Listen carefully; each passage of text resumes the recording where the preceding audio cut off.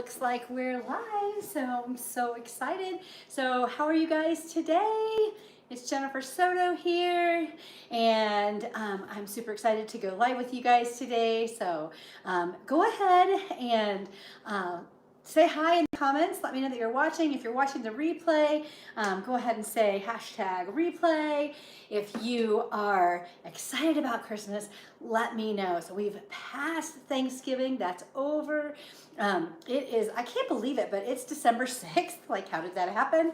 I had a crazy weekend. I don't know about you guys, of events, but I'm done. I've got some parties coming up this week, next week, and then ready to celebrate Christmas. So go ahead and let me know if you're ready. Are you ready? I have no gifts purchased, like hardly any at all. So a little nervous about that, but go ahead and let me know. Are you ready for Christmas? Are you excited about Christmas? Like, kind of, what's the status? How you feeling? And I'll come back and I'll chat with you after the live here when I can see it. Again, my 52, my eyesight's not great to see that across the way. So anyway, my name is Jennifer. I'm so glad that you're here today. I'm so glad that you're here with me. We are going to be making cranberry bread and coquito, which is a Puerto Rican festive holiday coconut drink. So I'm going to share those two things with you. And these are things that I gift at Christmas. So last week we talked about gifting for Christmas, and I thought I would just show you guys how easy it is to make some gifts for Christmas. And so that's what we're going to go ahead and do here today. So all right, so let me introduce myself just in case you're new here. My name's Jennifer. I see that my computer's in the YouTube video. I better fix that. So I do go live on both my platforms, all my platforms at once, but I use two devices. Cheating. So I don't use software, so I just use two devices. All right, so let's see. Now that's crooked. Driving me crazy. So there we go. All right, so my name is Jennifer. I've been with Pampered Chef almost 25 years. Got started because I wanted everything, and stick around because I like the friends that I meet. I like the money. I love interacting with you guys. It's the best. And love to travel, and we do that for free with Pampered Chef. Just so many things. So it's very, very excited. But I got started because I wanted everything, have everything.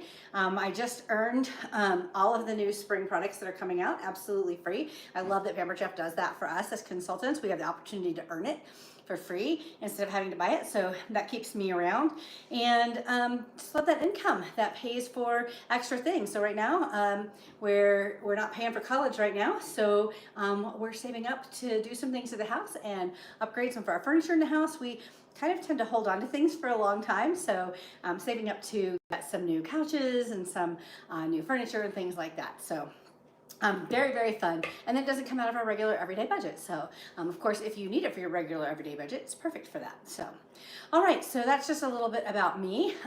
Go ahead and like I said, if you're just joining us, go ahead and say hi in the comments, introduce yourself, let me know what you're excited about the holidays. So, all right, so I am a big advocate for, I love giving gifts. I love giving gifts, and I'm a big advocate for homemade gifts. I think they're great. I think in this culture, we have a lot of things that we don't need a lot of things. And so, like, I love to give to my in-laws. I love to give gift baskets, like from Harry and David or from Omaha Steaks or something.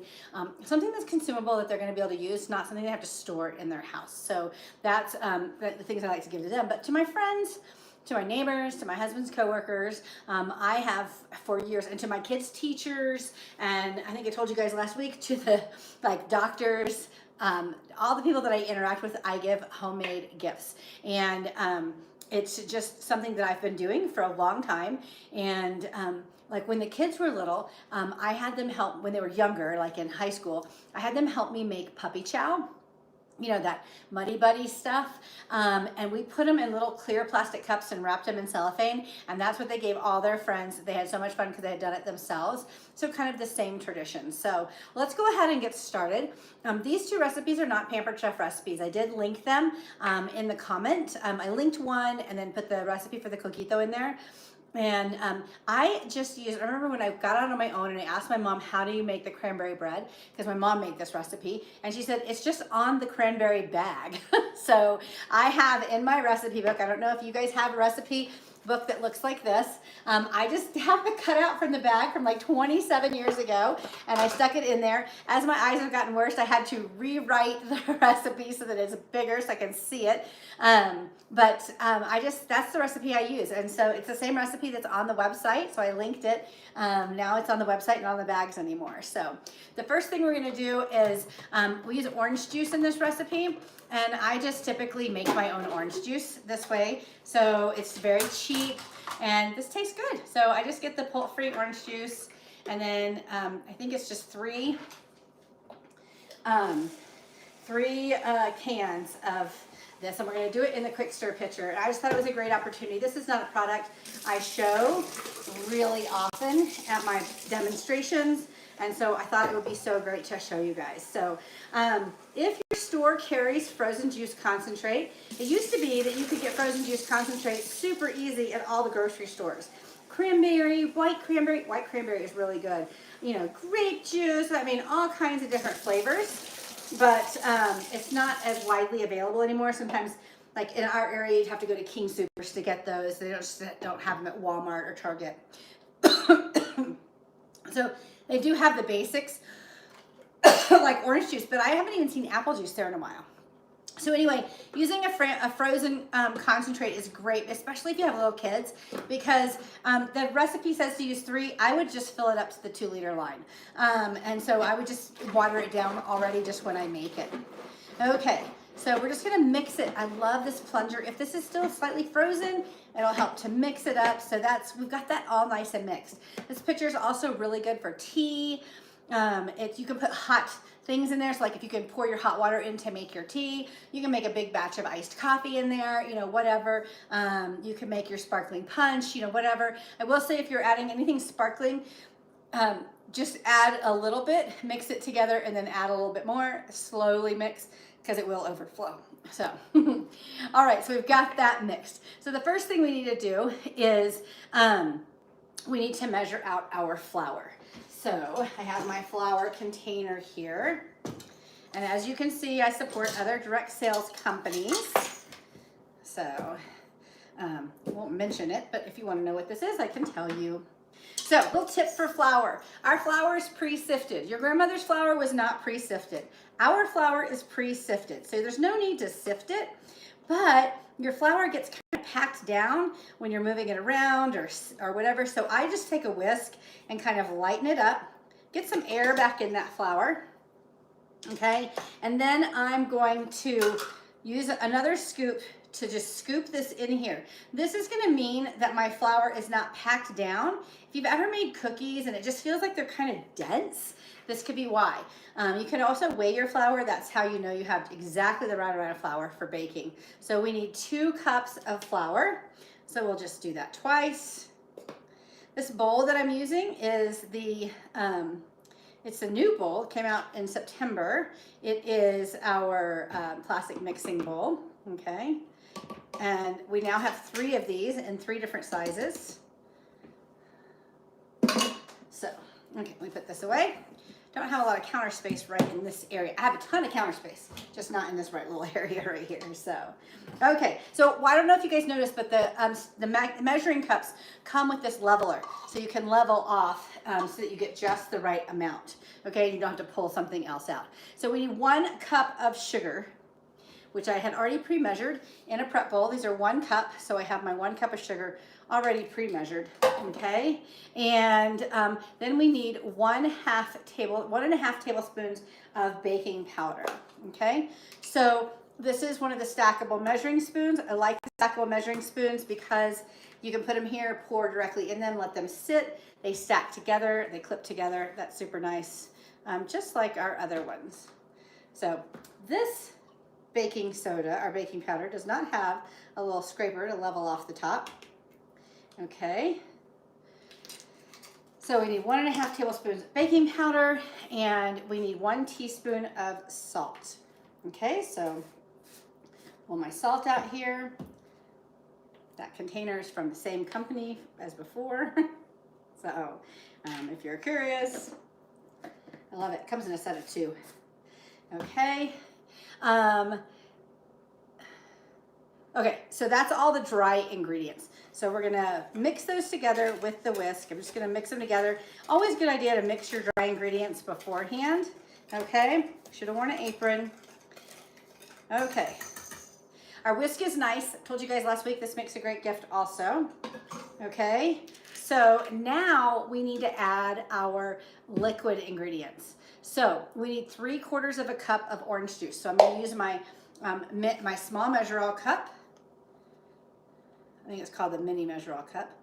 And we'll look for the marking on here.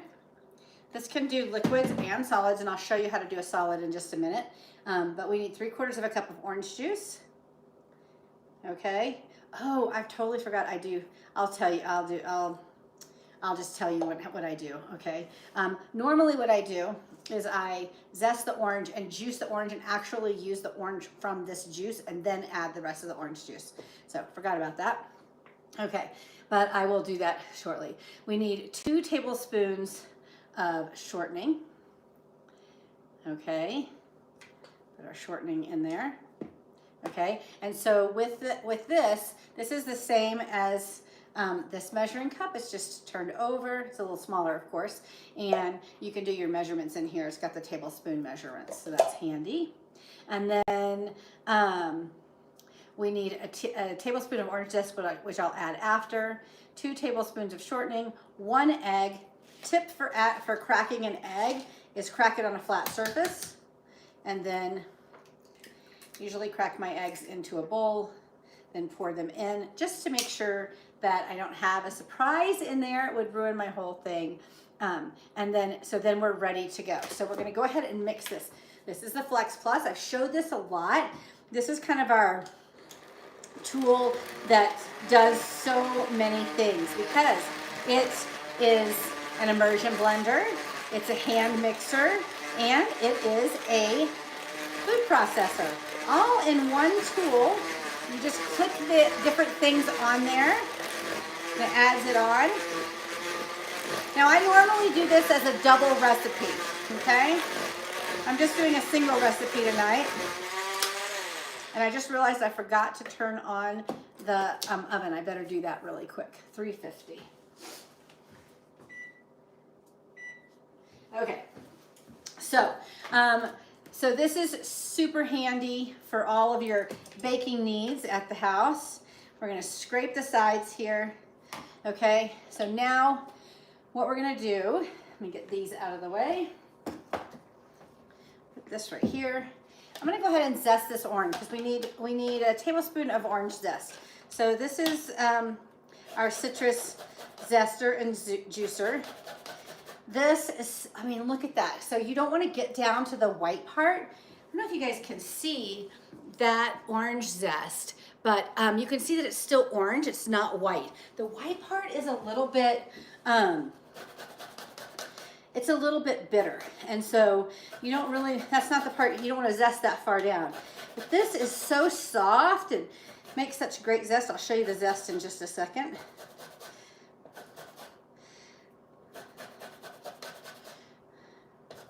Okay, so we've got that zested.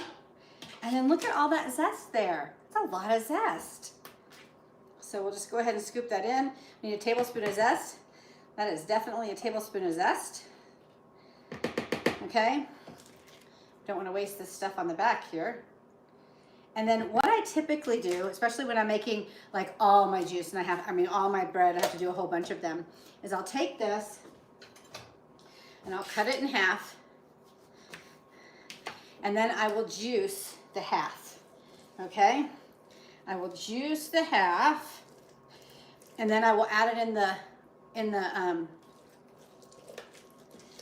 measure-all cup there, and then I will fill up to 3/4 of a cup with the orange juice in the pitcher. So, okay.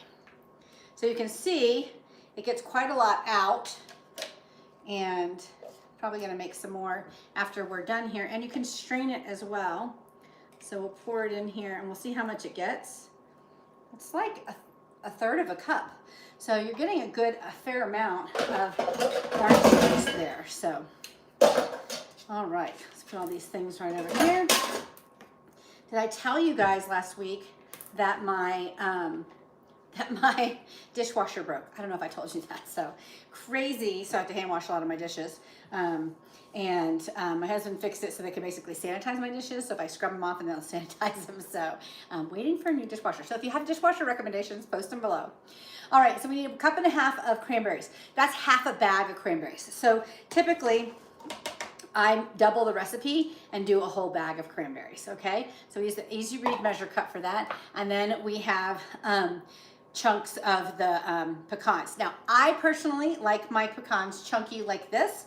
You can chop them finer. You can use the food processor or the chopper to chop them finer. We just need 1/2 cup of the nuts, okay? So I just added the zest and the cranberries and the nuts in here, and we're just gonna give it a stir. We don't want to crush the cranberries. Sometimes the cranberry recipe used to say, I don't know if it says it anymore, but it used to say to chop the cranberries. And I've never done that because my mom never did it. It's one less step to do, but also there's something about that sweet bread and that tangy cranberry that just goes so well together. So I've got this mixed up in here. Okay, so let's move this out of the way because now it's time to fill the wells. Okay, we just throw everything in the sink. Okay, so need to pour a little bit of oil in the, put a little bit of oil in the pan. It is a non-stick pan, but I always oil the wells a little bit. It just helps to make it not stick at all. Okay, so now baking in Colorado is a challenge. And one of the things about making these little mini loaves is that they always turn out. So I love doing things in the brownie pan. I do these in the brownie pan. I do these in this little mini loaf pan. If you're old school and have like an old stoneware mini loaf pan, or you have, I don't know, you want to do little individual breads, that's fine too, in the little parchment bowls. That's fine too. I love this little mini bread loaf because it makes 8 loaves. I have 8 gifts right here, you guys. Okay, so now we're gonna use the large scoop, and we're just gonna put 2 scoops in each well. Okay. Now, you could also use our little mini bundt cakes, our little mini bundt pan. Those turn out really nicely too. Okay. Now, I did take the basting brush and go on the inside of the thing here. Just a kind of habit, I guess you could say. You don't need to do that. Obviously, it's coming out just fine. But I do that sometimes. You know, sometimes there's things you do and you're just like, oh, why do I do that? But as you can see, this makes the perfect amount to fill out this bowl here. I'm gonna go ahead and get the rest of this. Put in some of these that might be a little smaller. First ones are always smaller for me. The first loaves, it's like I'm not brave enough to get it going. Okay. I love this cranberry bread. It's one of my favorite traditions. Okay, that is good to go. Now, we will stick this in. And it says it has to bake 55 minutes when you're doing a whole loaf. Not doing a whole loaf, we'll check it in about 15 minutes. When it comes out, I let them cool for a minute or a couple minutes. Then I flip them onto the cooling rack, and then I let them fully cool. Then you can wrap them in a strip of parchment, tie them with some twine, put them in a bag, either a treat bag or in a lunch sack, and then make it all pretty. Be as creative and fancy as you like. So, all right, let me go ahead and move some of this stuff out of the way so we can make our coquito. Coquito, so yummy. Okay. I was gonna do it over here, but I think I'm gonna bring everything over to the thing so you can see it. Okay. It's gonna be a little bit better for you guys anyways. So, Coquito Recipe. I got this from my mother-in-law. If you didn't know, my husband is Puerto Rican, and he loves to give this to his coworkers because it's a Puerto Rican thing. And so that's why we make it. So I texted his mom and I said, "Can you give me a Coquito recipe?" And so she got me one and sent it, and we have been making this for the last couple of years. So I'm gonna use the Deluxe cooking blender just because it's so much easier. So, okay, so we're gonna put, this recipe is so easy. We're gonna take 2 eggs. Okay, I've already done them in the prep bowl. We need 2 eggs. And I'm gonna go ahead and blend those first. Okay, I'm just gonna give them a quick pulse. I don't want to turn them into whipped cream, or not whipped cream, but I don't want to turn them into like meringue, but I do want to get them whipped, okay? So then we need to add 1 can of coconut milk, and this is when your can opener is going to get a workout. So, can opener goes on the top of the can, twist it till it clicks on, grabs a hold, twist around, you'll feel a little tug, or you might hear a click. There, I heard a little click, and then you'll just turn it backwards to release it. There's a little parrot beak on here and a little button that operates that. Put it on here, lift it off. Good to go. Okay. I'm gonna put this, we need 1 can of this in here. Again, I'm getting coconut stuff all over me. Again, I'm thinking I should have had an apron on. All right, so 1 can of coconut milk. Then we need 1 can of cream of coconut. That's right here. So we're gonna open this can also. Same thing. This is a great job for the kids. Okay, cream of coconut. Whoa, is a little bit different. This scraper might be too big. I just made a giant mess, you guys. There's cream of coconut all over my floor. Luckily, my dogs are put away. Let me get a smaller scraper. Always good to have the right scraper for the job, okay? These are great. This is an older one that we had come out last year, but definitely needed a smaller one because I made a big mess of that. So, they're crying now. They can hear me. They can probably smell it all over the floor. Who knows? Okay, so we're going to open this one. Sweetened condensed milk.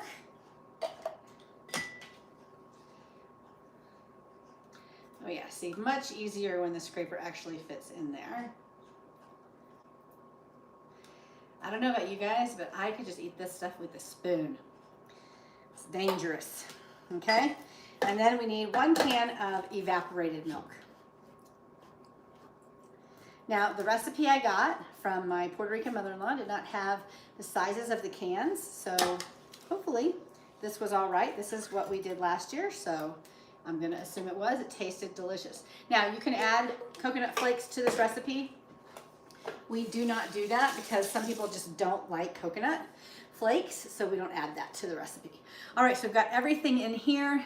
We need a teaspoon of vanilla and a teaspoon of cinnamon. So today I'm going to add a teaspoon of cinnamon. A lot of times I'll just stick a cinnamon stick in there. This is double strength. This is our double strength Madagascar bourbon vanilla. So it's double strength. I actually only need half a teaspoon and change, right? Did you guys see that I did that? Okay. This is only available at this time of year. So, and then we need a teaspoon of this. I got that dirty, so I better get another teaspoon. That's a teaspoon. How to get pushed back in here. That's a teaspoon. Okay, teaspoon of cinnamon. This is the Korintje cinnamon. Okay, like I said, you can use a cinnamon stick instead, which it kind of swells up, and that's kind of fun. My hands are so sticky from all this sweetness here. As you can tell, this is not a diet drink. All right, so now we're gonna close this up. I've got everything in here except for the rum, which I will add shortly. Okay, we're gonna give it a pulse.